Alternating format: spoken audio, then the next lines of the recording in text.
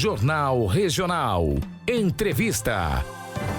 Dia 18 de maio é o Dia Nacional de Combate ao Abuso e à Exploração Sexual Infantil aqui no Brasil. O Maio Laranja é uma iniciativa que visa dar visibilidade a este assunto.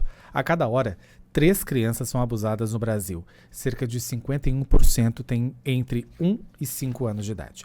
Todos os anos, 500 mil crianças e adolescentes são explorados sexualmente no país e há dados que sugerem que somente 7,5% dos dados cheguem a ser denunciados às autoridades, ou seja, estes números, na verdade, podem ser muito maiores.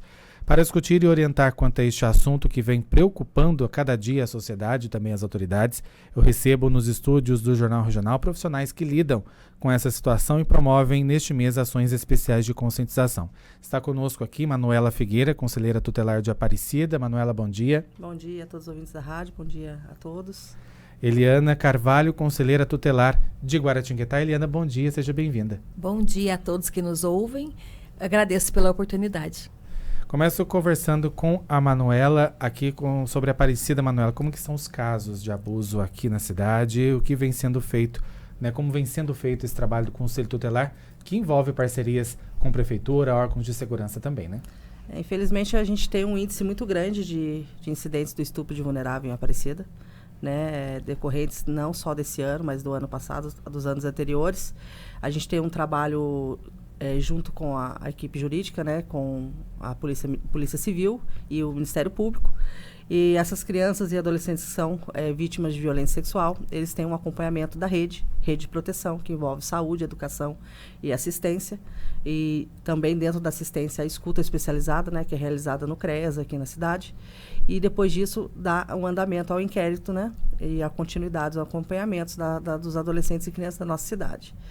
E diante disso abre-se, se instaura, né, um processo, né, entra em uma ação aí contra o violador e daí em diante todos os acompanhamentos que o Conselho e toda a rede tem que dar até a finalização e a concretização da ação. Em números, você sabe já como que estamos em 2025 disso? Nós costumamos fechar trimestral e semestral. A gente fechou o trimestral agora no finalzinho de março para início de abril. Né, porque a gente pega o começo do ano, a gente teve casos de 0 a 14 anos, são 39 casos já em andamento, só em 2025. 39 casos, né? E contando a semestral com esse mês que a gente conseguiu fazer um leve levantamento na data de ontem que eu consegui levantar, a gente está com 69 casos, incluindo com o de hoje, né? Que infelizmente mais um caso apareceu hoje para a gente, num dia, né? Que a gente está aqui para conscientizar as pessoas e novamente apareceu mais um caso que está em andamento, já está em comunicação ao Ministério Público. E então, assim, a gente está fechando hoje com 70 casos nesse ano. E esse número já é maior que esse mesmo período de 2024? Sim, já é maior. Que pena, né? Eliana, como que estão os casos lá na cidade de Guaratinguetá? E na sua visão como conselheira, quais são as principais dificuldades quando a gente fala desse assunto? Principalmente na questão da investigação, do trabalho do Conselho. Antes da gente entrar nesse assunto, ou nesse mérito, eu só fazer uma rápida explanação sobre o 18 de maio, que em 1971, uma criança chamada Araceli, ela foi sequestrada, abusada e torturada. E as pessoas que cometeram esse crime com Araceli há muitos anos atrás não foram punidas. Então, o dia 18 de maio, ele é em alusão a este fato, que existem ainda muitas Aracelis que sofrem o abuso sexual, a exploração sexual, e por isso temos esse dia como marco para a conscientização. Em Guaratinguetá, nós fizemos um levantamento anual de maio de 2024 a maio de 2025 e 69 casos foram registrados. A gente tem que frisar que foram os casos registrados, mas muitos outros não chegam ao conhecimento nem do Conselho e nem das autoridades competentes. E nós temos em Guará um trabalho, realizamos em Guaratinguetá, em outubro de 2024, um trabalho preventivo sobre este tema. Guaratinguetá desenvolveu um seminário Refazendo Laços com o recurso financeiro das penas pecuniárias. Tivemos a participação do jurídico, da representantes da OAB e de vários representantes da rede da nossa cidade, já com um trabalho preventivo visando o ano inteiro de 2025. Através desse trabalho, cada representante das entidades que estiveram presentes receberam um livro que se chama Não Me Toca Seu Boboca, que é para ser trabalhado nas escolas, como prevenção. Além de poderem ter visualizado, tocado e visto jogos pedagógicos que devem ser trabalhados com as crianças para que, a partir de aí, a conscientização seja eficaz.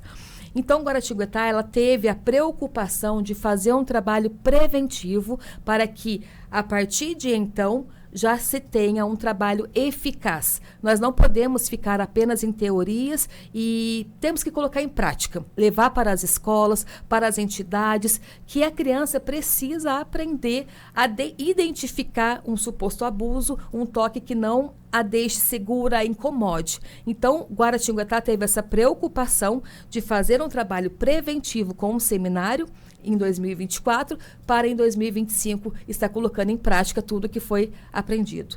Encontramos algumas dificuldades com as denúncias que não chegam até nós, né? As pessoas sentem medo de denunciar, não sabem os canais de denúncia. Então, a maior barreira que nós encontramos para combater este crime é o medo da população em denunciar.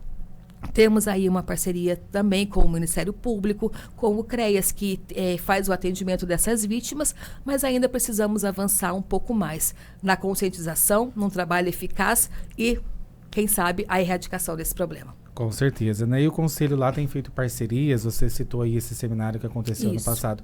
Parcerias para poder enfrentar esse problema, principalmente eu acho que tem que ser essa parceria forte, na minha opinião, no meu ver, dentro da escola, que é um canal onde a criança às vezes pode até se sentir mais à vontade de falar do assunto do que propriamente dentro de casa, né? As escolas, elas são a porta de entrada de muitos comunicados, né, Manuela, de violência.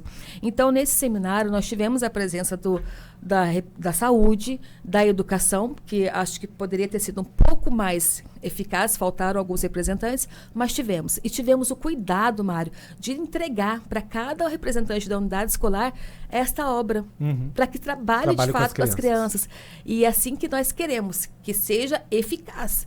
Receber o material, receber a orientação. Então, que sejam multiplicadores deste conhecimento e que as crianças sejam alcançadas, que são as vítimas. Elas sendo alcançadas, poderemos ter um resultado favorável, porque aí sim a criança, identificando um suposto abuso, ela vai ter coragem de falar, de contar. E esse agressor vai ser encontrado, essa criança vai ser protegida e aí poderemos dizer, valeu a pena o nosso trabalho. Manuela, quais medidas são necessárias para dar assistência à criança ou adolescente vítima de abuso, seja no social, na saúde e também no psicológico, principalmente? De imediato, a gente tem que prestar atenção, né, no que a criança necessita, né? De imediato, a gente faz um encaminhamento psicológico, alguns médicos também, né, para que ela tenha o cuidado necessário de início. E, posteriormente, cada criança é de uma necessidade, cada família uma necessidade. A maioria precisa do teor de todas as ações de toda a rede, tanto assistência, quanto saúde, quanto educação, quanto psicológica. Então, assim, a gente dá todo o amparo, o município tem suas dificuldades, né, como todos os municípios, mas a gente ainda tem o amparo, a rede ainda funciona, não como queríamos, mas de uma forma até que razoavelmente bem, né? Porque a gente tem uma devolutiva muito, muito boa da rede de proteção. E a gente, assim, tem a parceria, que é o principal. Eles dão a devolutiva para a família, que é o importante. E essas crianças, elas têm um preparo inicial. A gente sabe que a gente precisa mais futuramente ampliar a questão de psicologia, que a gente quer mais defasagem no município é essa. A criança que ela é violada, não é um tratamento de pequeno prazo, é um tratamento de longo prazo. Então, essa é a maior dificuldade que a gente tem aqui. Tudo vai depender do psicológico dela, né? Exatamente. Mas, normalmente, o psicológico de uma criança violada é para até seus 18, 20 anos. E a gente tem casos aí de crianças, de adultos que sofrem hoje... Carregam traumas ainda. Traumas da criança quando foi violada. Então, a gente precisa hoje de essa extensão de atendimento público, que a gente não tem. Essa é uma falha, eu acredito que todo município. Tem-se o de inicial, se perde no caminho. Não fica uma coisa de longo prazo, é uma coisa de pequeno prazo. E isso é o maior problema que a gente tem. E qual seria uma solução para esse problema aí hoje? Políticas públicas, né, relacionadas à abertura de psicólogos, assistentes sociais que estão trabalhando diretamente nessas áreas e que seja uma coisa contínua, não uma coisa semanal ou mensal que vai se encerrar em 2, 3 meses. Certo. E, Manuela, infelizmente, ao que parece, acho que aqui em Aparecida, em Guaratinguetá também, acho que não é diferente, o agressor está bem próximo da vítima, né? Então, segundo estatísticas, né, que não muda, né, no decorrer dos anos, 85% dos violadores, eles estão dentro ou próximo à família. Sim. São pais, padrastos, avós, mães, tios, primos, são pessoas do núcleo familiar. A minoria são pessoas de terceiros, que sejam professores, mas mesmo assim, sendo pessoas terceiras, são pessoas próximas. Então, são pessoas conhece a família, né? exatamente. Tá no Conhece convívio. o cotidiano da criança, conhece o cotidiano da família, mas não que sejam necessariamente familiar ou uma pessoa que tenha um afeto pela criança ou não. Mas só do fato de conhecer pessoas de rua, vizinhos, que não são diretamente família, mas entra dentro dessa porcentagem mínima aí, que infelizmente aumenta-se cada vez mais e mais essa questão de 85% se bate todo ano. A família é o maior violador contra essas crianças. A partir disso, um gancho da pergunta da Eliana. O trabalho de conscientização com relação a denúncias é muito importante, principalmente quando a gente identifica que esse violador está dentro de casa, o que torna a coisa um pouco mais difícil, né? Mas mesmo assim, esse trabalho de conscientização da denúncia é uma barreira também que é preciso vencer por causa do preconceito. Às vezes a criança está dando sinais e o pai ou a mãe não acredita, ou enfim, ninguém entende. Sim. É complicado, né, Gana? Sim, é muito complicado. E aí eu quero chamar a atenção para essas famílias que quando a criança, família, professor, sociedade, todos nós temos o dever de fazer as denúncias. Quando uma criança começa a apresentar uma mudança de comportamento, ela começa a regredir, ela começa a se isolar, a chorar à toa, a se esquivar de determinadas pessoas. Então, ela começa a dar indícios. Ela dá sinais, né? Dá sinais, e que não podem ser ignorados. Se a criança tinha um jeito de ser, e repentinamente ou progressivamente ela vem mudando esse jeito dela de agir, de se esquivar, de não querer ir para a escola, tudo isso é um indício que não pode ser ignorado. Os responsáveis, os professores, precisam ter um olhar atento para essa criança. E até mesmo diante de uma suspeita de um abuso sexual ou qualquer outra violação de direito, tem que se comunicar aos órgãos competentes, tem que se comunicar ao Conselho Tutelar, à polícia, porque estes órgãos já estão orientados, já existem um fluxo de atendimento que vai poder se aplicar. E eu repito, mesmo diante de uma suspeita, se há indícios, pode ser que haja uma consumação de fato. Onde a fumaça há fogo. Sim, né? Sim, e tem que se ter esse olhar. Nós temos casos que, diante de uma suspeita, houve-se uma denúncia e concluiu-se que o fato foi consumado pelo pai. Então, a gente tem que ter esse cuidado. E não é só o Conselho Tutelar ou a professora ou a polícia. Somos todos. E a Manu tocou no ponto que é fundamental a gente também fazer uma provocação aqui sobre a rede pública, sobre as políticas públicas, que ainda é muito falha, sabe? É necessário que os gestores, Mário, tenham uma visão diferenciada ao Conselho Tutelar. Órgão que trata diretamente com crianças e adolescentes vítimas de violação de direito. Ninguém senta lá na nossa frente para tomar um café ou contar uma boa notícia, infelizmente. São pessoas que chegam com direitos violados e que se faz necessário uma política pública eficaz, um gestor, uma rede de proteção que tenha um olhar acolhedor, diferenciado, que não dá para ser feito um trabalho meia boca, que nós temos que acolher, fazer acontecer e fazer sanar uma violação de direito. Então, é uma provocação mesmo às gestões que estão começando agora um novo mandato, que tenham esse olhar ao Conselho Tutelar, porque através de nós, violações podem ser sanadas junto com uma rede de proteção que de fato funcione.